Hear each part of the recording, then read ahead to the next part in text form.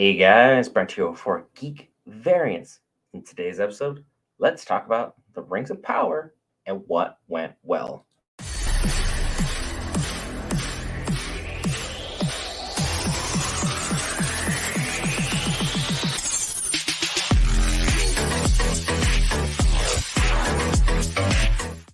So, we're about a year almost removed from the Rings of Power. And don't worry, guys, for those of you that hated this, there will be a separate video. With being objective, you have to look at both sides. What went right? What went wrong? And for Rings of Power, man, was it a divided bunch. But what we can say, some things actually did go pretty right, and we're going to talk about them now. Look, Amazon had a huge hit on their hands in making this show. 100 million viewers globally, far outpacing any show of that current year, and easily Amazon's #1 show overall, beating out The Boys, which is another phenomenal show that we also have other reviews on. If you want to go check those out, much appreciated. Rotten Tomatoes, 83% liked. Not bad. Metacritic, 71 out of 100. That one's a little bit harsher graded. Metacritic is always really hard to score well on, mostly with Rotten Tomatoes, because it's always a little bit higher than what everything else is scoring. But what went well with the show worked on a couple different levels. The one thing that I will say that was an absolute positive, no matter which side of the fence you fall upon it on, it brought new fans to Middle-earth. With 100 million viewers, there's bound to be someone who started to fall in love with Middle-earth, Lord of the Rings, Tolkien's work. They'll find The Hobbit, they'll find the Silmarillion, they will find all the lost works of Tolkien and start truly appreciating this universe. Tolkien built up one of the best fantasy universes ever, and it's been mirrored time and time again, but never matched by many of today's prominent writers. Tolkien was far and away ahead of his time with everything that he wrote, and having the Rings of Power be this immensely popular can only provide good things to each and every old fan, because now you get someone you get to talk to, educate, and enjoy Middle-earth with, and that has to be a resounding win, no matter how you look upon it. Another thing that is fairly interesting about this show is it tried at times to piggyback off what Tolkien built. Peter Jackson's success clearly led to a lot of what we have here. The Rings of Power was founded upon Tolkien's work, and Peter Jackson's back for the animation and live action appeal that the universe was created. The adaptation was damn near flawless, I'll say. It is easily my favorite trilogy of all time. Not even a question about where that allegiance lies. And Rings of Power attempted to piggyback off a lot of good things about that.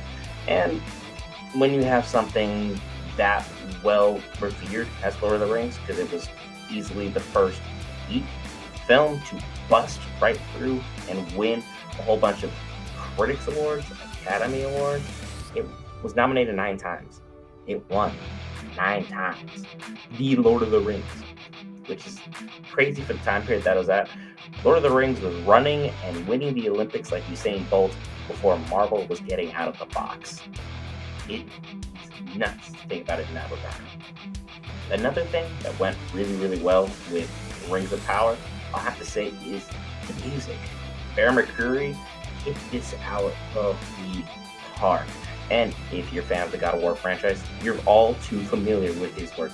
This man is the best composer that is up and coming currently. And it's about time to announce to the world just how damn phenomenal this man is. And sure, Howard Shore composed the original main track. Howard Shore has been brilliant. No one's going to be upset with this. But the music in each and every scene was flawless. Every new land, a new theme. It really made you feel like you were truly within each and every realm, Middle-earth, and everything was composed brilliantly and effectively to capture both your imagination and also let your imagination play up certain scenarios that would happen within Middle-earth. It made you feel like you were truly inside of Tolkien's work, and that is exactly where you want to be reading these kinds of books. I mean, it got nominated 5 times, 5 times for its music. It won 3 times overall: Best Score, Best New Composer, and Best Critical Score, which is absolutely phenomenal for any type of show. So Bear McCreary, hats off to you. You nailed it. Middle Earth, Rings of Power. You knew what you were doing. You took the time and the energy and effort to turn it into something that any and all fans can truly appreciate. And sure, it may not be Howard Shore's original track, but man, is it absolutely brilliant. It's like trying to say you're not a good composer because you finished second to John Williams. I mean, it's just not, it's not a fair assumption or assessment of the situation. And another thing that the Rings of Power got correct, I will say, visuals. Look, the budget for the visual effects was absolutely insane. They spent the largest budget in any TV show in history to bring us some of the best visual effects that you could possibly imagine. Each and every backdrop looked like it was something that was created and made to be a background for your computer. It is done to the absolute T, to the nth degree. Each and every frame is beautiful. I think there was only one scene where I was like, really, you spent the budget on this and it didn't work out? It was the scene with the warg that looked like it was actually 100 times worse than what Lord of the Rings made. But literally everything else in the entirety of the series, brilliant. Top to bottom, easily one of the most visually appealing shows, and you can see why 100 million people would tune into something that looks this clean and this detail-oriented. It won 3 awards just based on its effects alone. Outstanding effects, visual effects, and effects and manipulation of the backdrop, which is insane to think that something as simple as visual effects can make something pop. But you have to admit, you've seen low-budget films that, while the script was great, visual effects couldn't add up, and therefore the movie was bad. For this TV series, everything musically and visually was absolutely fantastic. This was, without a doubt for me, the easiest show to watch all last year. The music, easiest and most relaxing to listen to, and you truly felt like you were the place you needed to be. But to build upon those things, you need great actors. This show had 4 characters that I truly believe stood out above the rest. No, it's not Halbrand, and no, it's not Galadriel. Let's just put that out there front and center. And yes, it's not a good sign when your 2 main actors / actresses are not the people that are being highlighted for their performance. I'm going to start off with one of Middle-earth's main leading men, Lord Elrond, Robert Aramayo. Man, he hit this out of the park. He was quirky, he was funny, he was intelligent, he was poised. He carried himself the exact same way Hugo Weaving would have many, many years ago. And people like to be like, oh, Hugo Weaving, he's more strict, he's more rigid in the way he presents himself. That wasn't true, Lord Elrond. Well, when you go back and look at The Hobbit, and while at times can be much maligned for certain things, which we'll talk about on another day and another episode, Lord Elrond, he kind of gets loose in The Hobbit, and in the book, he was fairly relaxed. He had jokes for everyone, and he made sure to have the right level of wit, sarcasm, and intelligence in each and every single one of his responses. But he definitely took his role as Protector of Middle-earth very seriously. And this time, he's not that guy. He was more relaxed, he was having fun. He spent a lot of time hanging out with another standout character, Durin the Fourth, Owain Arthur, who I think was probably my favorite character overall in the show, period. He was funny, he was serious, he was entertaining to watch. Him and his wife going back and forth, discussing things, how to plan things out, how they talk about their day-to-day, was absolutely hilarious. And then to see him argue with Elrond, mind you, this is an elven lord in the making and a prince king in the making, arguing like a married couple over the what should be the slightest or most minor inconveniences happen to them at any point in time, or acting like boys will be boys in the funniest sense of manner, where they just have to keep one upping each other, each and every little thing that they do. Yeah, that's entertaining television. It's fun, and also you got to see a serious side of Durham when he was talking to his father. He was trying to assert himself as this dwarven king. I took your lessons, I studied your works, I'm trying to emulate you, and I'm trying to be myself and be better than you. Ultimately, at the end of the day, because that's what every father wants, is for their child to be greater than them. Durin is trying to emulate that, and he's having the hardest time breaking through to his father that ultimately dwarves and elves can coexist, and ultimately that he believes in his kingdom that he wants to have come to fruition. They will coexist and cohabitate, and him and his father do not agree on this one way or the other.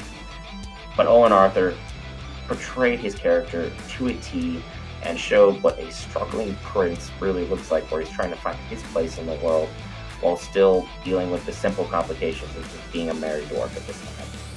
And now we're going to go outside of the confines of Khazad-dûm, and we're going to talk about Arandir. Original character, and man, was the backlash for this character intense out of jump. They didn't even see 10 seconds of this man on screen, and people were not thrilled. And ultimately, I had some reservations as well. I had little faith in an original work being adapted correctly. I saw what happened when they got a little too loose with The Hobbit. I got burnt pretty bad. They added a lot of stuff in that movie that has absolutely no business being there in one way, shape, or form. And Israel Cruz Cordova, you did a phenomenal job of changing everyone's minds on Arondir. This dude was the second coming of Legolas, but predated him by a while. And ultimately, he portrayed a very, very, how do I put this? He was just simply a badass. He was kind and gentle with the people he needed to be. He was firm, but not rude with other people who tested him at other points in time. And the stunts and the level of skill that his character displayed overall were sometimes amazing and jaw-dropping, but other times fell in an interesting category where he was basically an anime character within a Lord of the Rings backdrop, which, for those of you that don't watch a lot of anime, means he was very overpowered, and he was running around basically godlike in a world of rather simple things. At this point in time, there wasn't too many grand things going on, but Israel Cruz Cordova, you absolutely nailed this character. Arondir was phenomenal, and you were rightfully nominated for Best Supporting Actor in a Drama Series. Didn't win, but man, he put together a great performance on the screen that even the most diehard Lord of the Rings fans will have to change their mind upon. Which brings us to our last character, who is put in a struggling position to try and figure out his place in this world, and that is Lloyd Owens, playing the actor of Elendil. And the light of Elendil, something mentioned in the Lord of the Rings, but Elendil, the father of our soon-to-be king. Boy, does that not have a lot of pressure, and when you met his son, you wondered why this man is not bald. Every single moment he should have been pulling out his hair with his son, going from one buffoon moment to another buffoonery moment, struggling to make any and all correct choices and any level of anything. He was just struggling his way through, and ultimately Elendil still had a daughter who was out there trying to start a romance in the middle of Elendil trying to figure out the correct way of navigating faith versus nationalism. He believed that the elves were all good people and that they got a bad rap in things and that they should be welcomed for any number of reasons, and he doesn't see the elves the way the rest of everyone else sees them ultimately. The world may see them as a bad race, but he won't, and he absolutely refuses to. and he wants to foster peace and friendship and go back to the way things were when it was a simpler time and everyone just got along and could support their fellow neighbor regardless of what they looked like. And Elendil portrayed that very, very well. Lloyd Owens did an exceptional job of doing this. He had poise, he had charisma, he had grace, he had good wits about him, and when he needed to show a father's sternness to a child who'd been completely out of line doing something foolish, he had the right level of tact in what he did while reproaching them, but also not making them feel absolutely foolish for things that they had been doing, which is a correct form of parenting as opposed to just dumping on your child. Because, well, look, if you're a parent, you'll understand this phrase. Kids will be kids. They will do dumb things, and you will look at them sometimes and be like, really, this is the choice you've decided to make out of anything you could have done. These were not any of the options, and yet somehow you did them. And Lloyd Owens portrayed that brilliantly. And I think Rings of Power overall, if you are not, if you're rigid in the fact that you love the books and you want the book step by step by step adaptation, this show did not sit with you. It did not resonate with you. If you're more open to interpretations, guesses, and just flat out saying, yeah, we have the book, but we didn't read it at all, and we wanted to create something new that the fans can kind of gauge their interest overall in, Rings of Power was for you. This show had a lot of good things going on, from music to visuals to the actors to how much money overall Amazon just flat out makes it. They spent a lot of money on it, and they reaped a lot of money from it. They did exactly what they set out to do in creating a critical hit that even a year later still has a heavy replay factor. I still enjoy it. But that being said, leave your thoughts in the comments below about what you thought went right with the Rings of Power. And if you made it to this portion of the video, might as well subscribe. You're 17 minutes in to me almost rambling about the subject. And don't worry, part 2 will be coming out next week, probably around next Friday, with things that went wrong with the Rings of Power. With all things good, there must be something bad. We'll see you guys in the next video.